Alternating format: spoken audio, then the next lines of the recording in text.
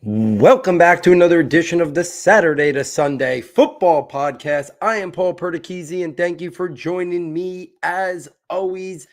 Round one of the 2025 NFL Draft is in the books, and wow, that's all I can say.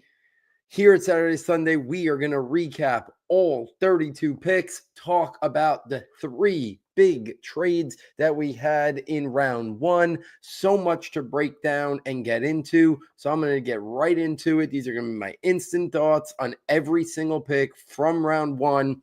So let's get it started. The opening thing started with chalk.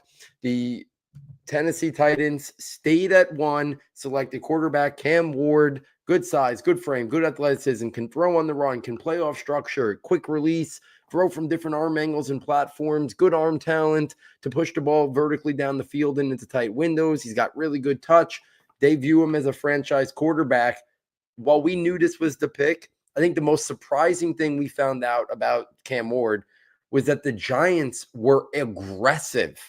They tried to trade pick 3 and a first round pick next year and other picks to come up to 1. So Tennessee could have moved back 2 picks, got an Abdul Carter, got in a first round pick next year from the Giants, which is probably going to be in the top 10, and additional picks, but they decided against doing that. And they stayed because they view Cam Ward as their future franchise quarterback. I've compared him to Jordan Love, but with a more higher upside. Lot to like about Cam Ward. Then we had our first big stunner of the 2025 NFL Draft, and that was the Cleveland Browns. After weeks of saying it's going to be Travis Hunter at 2, Travis Hunter at 2. Instead, they make a major trade with the Jacksonville Jaguars. The Jaguars come up from 5 to number 2 to select Travis Hunter. And the main thing it cost them is their early second round pick tomorrow night. And then a future number 1. There were some other picks involved there. But basically the trade was Jacksonville gave up 5, their early second, and a number 1 next year to move up to number 2 to select Travis Hunter. I almost applaud both sides here. Cleveland looks at that, and that was a Godfather offer to move back a few spots to get early second round pick and then a future number 1 next year. And then on the flip side, I applaud Jacksonville and their new GM being aggressive. They have Travis Hunter now paired with Brian Thomas. They want to try to get the best out of Trevor Lawrence, who has not lived up to expectations yet. They have the ability to create the best wide receiver duo in the National Football League. I don't need to talk about Travis Hunter. Elite ball skills, elite body control, the hand-eye coordination is fantastic. He could be a receiver on the spectrum of Odell Beckham in his prime to Justin Jefferson. He can be great as a defensive back as well. Sounds like wide receiver is going to be his primary position, but he's also going to play on the other side and play cornerback as well. I applaud the aggressive move from Jacksonville to get one of the 2 blue chip players, but I understand Cleveland who looks at it as this sets us up nicely to maybe get a quarterback at a future next year. We still get a really good player at 5. We get this early second round pick, stockpile this team up with picks, have 2 firsts next year.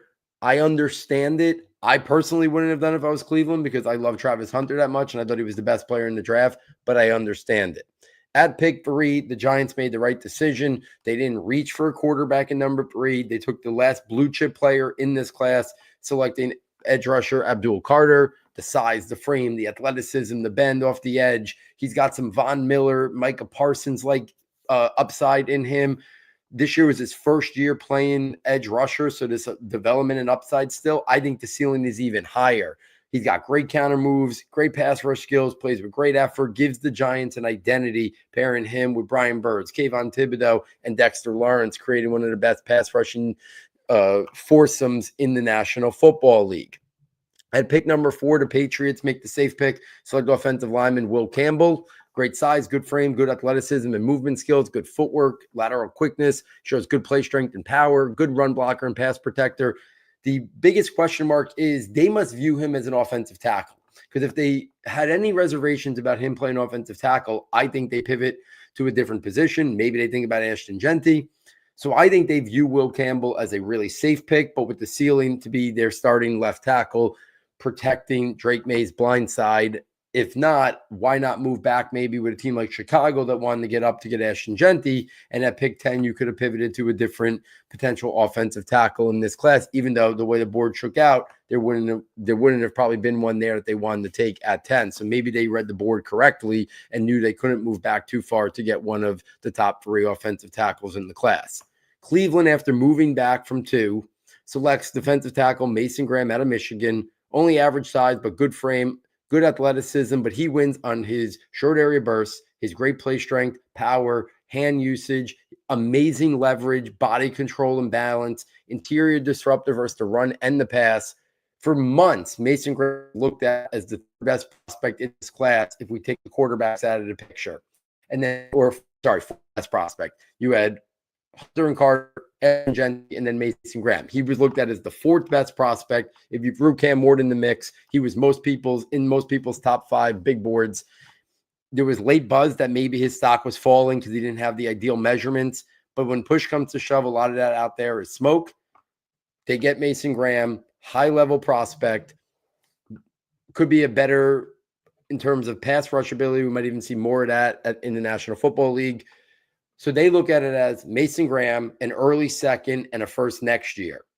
If they hit on that early second and then they get a really good player in the first round next year or a potential franchise quarterback with that extra pick, that'll make up for losing Travis Hunter. Again, if you put it on paper, Travis Hunter or Mason Graham, early pick in, the second round tomorrow, and then number 1, we got to see what they do with those picks. 36 and number 1 next year. This could still favor in Jacksonville's side. I understand the thought process behind Cleveland, and I think on paper it looks good for them. But if Travis Hunter is as special of a player as I think he is, I think Cleveland may in the long run end up regretting this decision. And number 6, after all the buzz that the Raiders weren't taking a running back, the Raiders weren't taking Ashton Genty, they took him. Pete Carroll couldn't control himself. He was the pick. We know all about Ashton Genty. The body, the contact balance, the play strength, the physicality, the athleticism, the burst, the leg drive, the pass receiving skills, which weren't even needed this year. Special player on the caliber of Saquon Barkley or Bijan Robinson. He's in the top 3 best running back prospects I've ever evaluated since doing Saturday to Sunday. At pick 7, the Jets look to finally fortify the offensive line. I think it was the right decision over tight end Tyler Warren. I think it was the right decision over another edge rusher. They take Armand Membu, the offensive tackle. He's going to plug right in, I think, and play right tackle. Love the athleticism, the movement skills, the lateral quickness. He plays with really good hand usage, good leverage and body control, really good run blocker and pass protector. Membu was my favorite tackle in the class, so I love the pick there for the Jets at 7. At 8, the Panthers select wide receiver Tetairoa McMillan. We thought there was some buzz that McMillan might fall. Then there was buzz he can go as high as 5. Listen, maybe that love was real for Jacksonville. They ended up getting up to Hunter, so they didn't have to take McMillan at 5. But I do wonder if they would have maybe thought about McMillan at 5 there, if they couldn't get up there to take Travis Hunter. I've said all along that I thought McMillan was more Michael Pittman or Cortland Sutton than Drake London or Mike Evans. But the Panthers needed an upgrade at the wide receiver position. Xavier Leggett is not a number 1 wide receiver. He's more of a number 2/number 3 wide receiver at best. Ted McMillan gives them now an identity. Like I said, I think they could run an offense through him the same way that Denver uses Cortland Sutton or the Colts use Michael Pittman, but maybe the ceiling is even higher. I love the fluidity that McMillan plays with. Good athleticism and movement skills. He creates late separation. He's got length and catch radius, great body control and ball skills with the ability to high point and adjust. Very good hands. My only question on McMillan is sometimes he doesn't play up to that size in terms of play strength and physicality, but a lot to like about McMillan's game. Gives Bryce Young a big target to kind of help him continue to grow and develop. The Saints take offensive lineman Kelvin Banks, the 3rd tackle off the board. So as I said before, it's possible that New England read the board and knew that he wasn't going to be able to go back and still get one in the top 3 tackles. Saints don't reach on the quarterback, invest in the trenches. Average size, good frame for Banks, good athleticism, movement skills, and footwork. He's got good length and leverage, good run blocker, average and pass pro, 3-year starter. I think he's best in a zone scheme. At pick 10, the Bears select the tight end. So they lose out on Ashton Genty, but they get Caleb Williams, another playmaker, and they pick Colston Loveland, my tight end 1, over Tyler Warren, and I think it's the right play. They already have Cole Kmet there. Cole Kmet can play in line, do some of the stuff that Tyler Warren would have brought. But Colston Loveland adds this dynamic pass-catching tight end who can become a focal point of that offense with DJ Moore. I love the pick of Colston Loveland to the Bears. I think he's quickly going to develop a rapport with Caleb Williams and quickly materialize into one of the major weapons there for Chicago. The speed, the separation quickness, the route running ability, the length and body control, and sneaky, he's a better blocker than people give him credit for. He can hold up. He can definitely block in space, and I think he can even hold up a little bit in line. They're going to run a lot of 2 tight end sets there with Colston Loveland and Cole Kmet. At pick 11, the 49ers selected edge rusher Michael Williams. Great size, good frame, great athleticism, movement skill, speed, footwork, range, and closing burst. He's got great bend and first step quickness. He's got great length, good play strength and physicality. He's got big time upside and traits. 49ers want to continue to always have that set of pass rushers to get after the quarterback. Pick 12, the Cowboys select offensive lineman Tyler Booker. It sounded, according to Dane Brugler, that the Cowboys were eyeing Tet McMillan, and then when he went, they pivoted to Tyler Booker, the best run blocking guard in the class. Needs to play in a power gap scheme, but he's got the athleticism was not good on the combine. But I think when he plays, his athleticism is average, but he's got great length, great play strength, power, physicality, really good techniques, great run blocker. The intangibles are through the roof. He sets an identity on that Cowboys offensive line. At pick 13, a little bit of a surprise. The Dolphins have been connected to a lot of guys, had not seen them connected too much with Kenneth Grant, the defensive tackle out of Michigan. Great size and frame, big-time athleticism and movement skills. He's got a great length, power, play strength, interior disruptive versus the run. Pass rush is still developing, starting nose tackle in any scheme. A lot of upside in terms of what Kenneth Grant could be, but very freakish athlete. 14, the Colts stay and get their guy. They wanted Tyler Warren. They get him there. I don't think it's ideal for fantasy, but Tyler Warren, great size and frame, good athleticism, movement skills, separation, quickness. He's got great play strength and physicality, good receiving skills. He got length, ball skills, body control. I think the blocking is just average, but he can hold up in line. Starting versatile wide tight end, but can do a lot of different things. He can be a wildcat quarterback. You can use him on jet sweeps. We saw that at Penn State. I think the Colts will use that in terms of his versatility at the next level. 15, the Falcons select edge rusher Jalon Walker. Probably one of the surprise picks of the draft in that most people thought Walker was going to go in the top 10. Some people thought he could even go as high as 5 or 6 or 7 or 8. He falls to 15. My guess is Atlanta had him as a top 10 player on their board. Starting hybrid edge / off-the-ball linebacker. Very good to great athleticism. He's got good footwork and agility. He's got speed and bursts off the edge. Very good pass rush skills with bend and first step explosion. Good length, great blitzer. Falcons come back later. We'll talk about that and double dip at the edge rusher. At 16, the Cardinals select defensive tackle Walter Nolan. A lot of late buzz that Walter Nolan was maybe even going to go up to the top 10. He ends up going to the Cardinals at 16, one of my favorite pass rushing defensive tackles in this class. Very good athleticism, movement skills. He's got bend and first step quickness and stuff right off the snap. Good play strength and power, interior disruptive versus the run, and pass rush ability to get after the quarterback. At pick 17, the Bengals select edge rusher Shamar Stewart. The freakish athletic traits, still developing his game completely, but this is a traits-based pick, high-level athleticism for a man his size, special athleticism, speed, movement skills, quickness, footwork, and explosion. He's got good bend, very good play strength and power. He's got great length, can impact the run and pass. We haven't seen the production, but he can become a big-time player if they can harness those skills and develop it. 18, the Seahawks select offensive lineman Gray Zabel. This was a pick that a lot of people had pegged for Seattle. Great size, good frame, good athleticism, movement skills, really good toughness, showed his worth at the Senior Bowl. He's got really good hand usage and techniques. He could be a starting center. He could be a guard. I think he's best in his own scheme and get him out on the move. At pick 19, probably the biggest surprise in terms of not player, but landing spot would prospect was the Bucs selecting wide receiver Emeka Egbuka. I believe Egbuka warrants going in the first round. Good athleticism, movement skill, speed, burst, footwork. Just does everything really good. Nothing maybe great. Good route running. His route tempo really well. Shows separation quickness, body control, and ball skills. Starting slot or outside Z. I'm just a little curious on the move. They re-signed Chris Godwin. Jalen McMillan had a really solid rookie season, and they had just invested in him in the third round last year. They have Mike Evans. So it seems like this is going to bury Jalen McMillan because they're going to play Egbuka this year. They're going to play Godwin, and they're going to play Mike Evans. So to me, I don't see the fit that it was needed. I thought Tampa Bay, who had a porous defense last year, could have went on the defensive side of the ball. Liked the player a lot, just questioned the situation. At pick 20, the Broncos, most people thought they were pegged for a running back. They select cornerback Jahdae Barron out of Texas. He can play the nickel. He can play outside. You can do safety stuff with him. Really great athleticism and movement skills. I love the change of direction. He can flip the hips. He plays with good play strength and physicality for a smaller guy. Shows really good instincts and play recognition. A lot to like about Jahdae Barron. At 21, Steelers don't go quarterback and take a very Steeler-like pick in defensive tackle Derek Harmon. Great size, good frame. The athleticism and movement skills are just average, but love the length, the physicality, the play strength, the toughness he plays with. Got really good hand usage, versatile to play up and down all over that defensive line. At pick 22, the Chargers select running back Omarion Hampton. You knew Pete Carroll can't control himself. Jim Harbaugh can't control himself.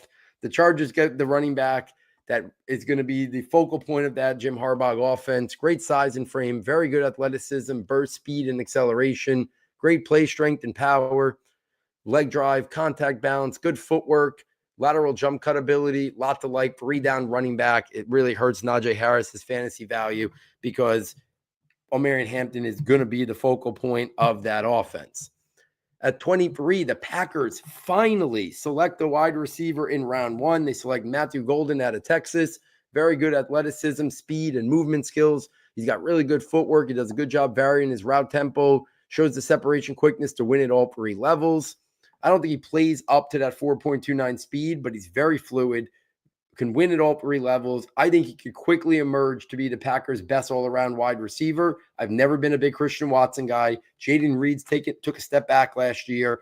I think they needed to get another weapon there. Romeo Doubs, to me, is just a guy. I think they needed another big-time weapon there, and this pushes Romeo Doubs further down the depth chart, or maybe they look to trade him, and I think they probably go with the speedster and Christian Watson, Matthew Golden, Jaden Reed in the slot. I think they become a more prolific offense. At pick 24, the Vikings select offensive lineman Donovan Jackson. Good size and frame, good athleticism, movement skills, footwork, and lateral quickness, good length, very good play strength, power, good run blocker. To me, he's going to plug right in as a starting offensive guard, can play gap or zone scheme, also has the versatility to play offensive tackle if needed. Next up, my Giants. We knew the buzz was brewing for days that they wanted to move back up with and get their quarterback. And I thought all the Jackson Dart stuff was smoke. But apparently it wasn't. Jackson Dart was the Giants quarterback of choice. He was their QB2 in this draft class. He was Brian Dable's guy. They move up. It cost them pick 99 and a future third next year to come up from 34 to 25. So the cost was pretty much on par with any of the trade value charts you see. It wasn't a big move up for that. Everyone knows my take on Jackson Dart. Good size and frame, good arm talent in terms of velocity and strength, can throw from different arm angles and platforms. He can throw a touch. He's got good athleticism, rushing ability, and mobility. He's got good accuracy and ball placement in the short to intermediate. He'd stand tall under pressure. My concerns and the reason why I did not want the Giants to take him, but I will now hope that my analysis wasn't right, that Dable develops him. Dan Orlovsky's a huge fan of him. Brett Whitefield's a huge fan of him. Todd McShay's a huge fan of him. And I hope they're all right. I had concerns about coming from that scheme, getting through progressions. I question his accuracy and ball placement on vertical passes. So there's things that I concern. I think he needs a year of development, and I think they're going to try to give it to him with Russell Wilson. But I don't mind the Giants taking a shot. I didn't want them to have to give up pick 65. So I'm glad they kept that. I think there's going to be some intriguing defensive tackles there and fill a big need that's still on this roster. The pick 99, there was a lot of uncertainty whether the Giants were even going to get that compensatory pick. So I think they looked at it as playing with a little bit of house money when they got that pick. And then a future third next year, yeah, if they're not good, it probably could be somewhere in the 60s or early 70s next year. But to get Brian Dable's guy, now I will say this. I think you got to give Dable and Joe Schoen another 2 years, this year and next. Whatever happens this year, I don't think you can fire them. You let these guys pick their quarterback. If the Giants go 5-12 next year, I don't want to see Brian Dable fired. This was his pick. You now, by hell or high water, for better or worse, I think you got to be married to now Brian Dable and Joe Schoen for this year and one more year. Because if not, you just threw away pick 25 this year, the assets it costs to move up to get him. You got to give Dable a chance to fully develop him because there is a lot of intriguing traits. There's good athletic traits, there's good physical traits, not great physical traits, but he's got the running ability. He's got the arm talent, good, not great. He's got the moxie, for all intents and purposes, really hard worker, no personality or character concerns. I just have some concerns about the scheme. I have some concerns about working through progressions, and I have some concerns about the vertical ball placement and the accuracy after we get past like 30 yards or so. So we'll see. I'm going to support him. I'm going to hope I'm dead wrong, and he becomes this franchise quarterback with a high ceiling that could become a guy who has a top 12 upside and be worthy of what the Giants did to get him. The biggest stunner besides the Travis Hunter trade at the beginning was what happened next. Now, I don't know if it has anything to do with what the Giants did at 25, but the Rams were picking at 26. I don't know if they were eyeing Jackson Dart. Bob Papa put out a tweet that said the Rams got out of there really quick after the Giants moved up and got Jackson Dart. Maybe they were eyeing Jackson Dart to be the heir apparent to Stafford, sit in the wings. But the Rams get out. Now, maybe it was just they got too good of an offer. But the Falcons give up a second-round pick this year, pick 46, their seventh-round pick this year, 242, and a 2026 first-round pick to come up to 26. Now, they did get back pick 101 as well to take James Pierce. Now, I like James Pierce. Great size, average frame, very good athleticism, movement skills, footwork, speed, closing burst, first step quickness and explosiveness, good speed to power, great length, very good pass rush skills. You can make the case he's the second best pure pass rusher in this draft after Abdul Carter. And while it is a hefty price, and if I was a Falcons fan, I would not like the price that they paid to move up. But I will say this. From what it sounds like, from when Ian Rappaport and others talked about it, it sounded like they were locked in on James Pierce Jr. at pick 15. He was their guy they deemed worthy to be pick 15. And then they pivoted to Jalen Walker when he was falling, because I'm assuming Jalen Walker was probably a top 10 player on their board. So yes, it cost them next year's number one and pick 45. But my guess is that they almost gave up. They were locked in on James Pierce at 15. So they almost probably looked at the cost of, we gave up a future one next year and we swapped 46 and 101 to get Jalen Walker, who we had a top 10 grade on. So however they look at this, whether they think about it like that with Jalen Walker, or they think about it as if they had James Pierce, if they were going to take James Pierce at 15, they probably had him like 12th or 13th on their big board. So they're saying, let's get him a year early. And what it cost us mostly was to go from 46 to 101. So yeah, 46 to 101 is significant. Middle of the second round to the end of the third. But they get a guy a year early, and they probably have hopes that with the improvements on the defensive side, that maybe they're picking in the 20s next year. So I see it from Atlanta's perspective. They needed to get edge rushers. They got two really talented ones to try to beef up that aspect of the team that was in dire need of an upgrade. Next up, at pick 27, the Ravens make a typical Ravens pick. They sit there, they take Malachi Starks, going to pair him with Kyle Hamilton, have arguably the best young safety duo in the league. I don't care about Starks' combine testing. On the field, he's got good athleticism, good play speed, good movement skills. He's got good play strength and physicality. He's got cover skills. He can help out in run support. He's got good ball skills. I love the versatility, the instincts he plays with. To me, he's going to be another one of those safeties that we heard was a top 10 pick, top 15 pick, falls because of the position he plays and becomes a stud. At 28, the Lions, with probably the most surprising name. I love the player, though. Defensive tackle, Tyleik Williams, good size and frame. Athleticism is just average. Good short area quickness and movement skills, good footwork with very good play strength, power, toughness, and physicality. You can make the case he's the best run-stuffing defensive tackle in this class. Fits Dan Campbell and the Lions perfectly. But I also think there's some untapped pass rush upside there with him, similar to how Dexter Lawrence developed into a better pass rusher in the National Football League. I think Tyleik Williams can do the same. If the Giants weren't in the quarterback market and kept that pick at 34, Williams would have been on my short list of prospects I would have been very happy with the Giants taking and instantly fix their run defense. That's how good of a prospect Tyleik Williams is. He could instantly make you have a average or above average run defense if he's in the middle of that defense. At 29, the Commanders select offensive tackle Josh Carnley Jr. Good frame, very good athleticism. He's got movement skills, very good balance and body control. Good move blocker. I think he's best in his own scheme. He's going to be getting out on the move to open up some things for Jaden Daniels. Just fortifying that line in front of Jaden Daniels makes so much sense there for the Commanders. Pick 30, the Bills needed a cornerback. They get one of my favorite cornerbacks in the class, Maxwell Hairston. The frame is thin, but I love the athleticism, the speed, the movement skills, the footwork, the ability to change direction. Really, he's got good length, good cover skills, really good instincts and play recognition, and I love the ball skills. I think he could be a man or a zone cornerback. Pick 31, the Eagles come up one pick, and I'm fascinated to know.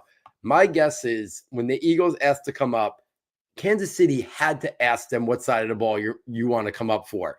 And I bet that was the only way they were willing to make that trade. I don't think they would risk losing their guy that they wanted just for a fifth-round pick. So the Eagles move up.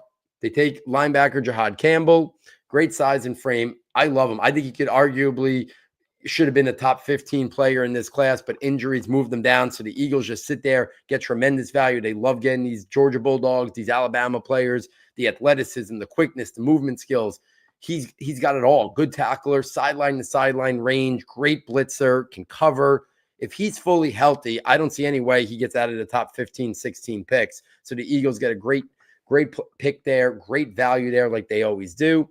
And then the Kansas City Chiefs at pick 32 select offensive tackle Josh Simmons. I think if Josh Simmons stays healthy all year, he's OT1 in this class, and he's a top 10 pick. So the Chiefs may have gotten the best offensive tackle in this class at 32 because of the injury and picked up an additional fifth for swapping picks there with the Eagles. The athleticism, the lateral movement, he's got agility. He's got lateral quickness. I love the length, the play strength, the balance. He's good in pass protection. He's good run blocker. I think he could be a starting left tackle, best in his zone run scheme. So there it is, guys. My thoughts on all 32 players. Now, obviously, there has not been a lot of offensive skill players, but just looking at the board real quick for the fantasy people, if we talk about it, Cam Ward, it's not an ideal initial setup, but right now he's the best quarterback for fantasy. Jackson Dart is an intriguing stash because I think you got to wait a year, but that rushing ability that he offers, Malik Neighbors, Dable's offense, I think Jackson Dart becomes a very interesting, I would say, second-round dynasty rookie pick in Superflex drafts. I would not reach for him in round one, but I think he becomes a very interesting second-round rookie pick because of his rushing ability, because of being attached to Malik Neighbors, and most likely Brian Dable. That would be what I would think in terms of fantasy. At the running back position, Ashton Genty in Vegas, wheels up, lock 1.01 pick. Could not have been a better landing spot. Chip Kelly's run game going to be amazing. Omarion Hampton, lock him in as 1.03 right now. The Chargers offense, Jim Harbaugh, what he wants to accomplish, the offensive line in front of him, Omarion Hampton could not have landed in a better spot.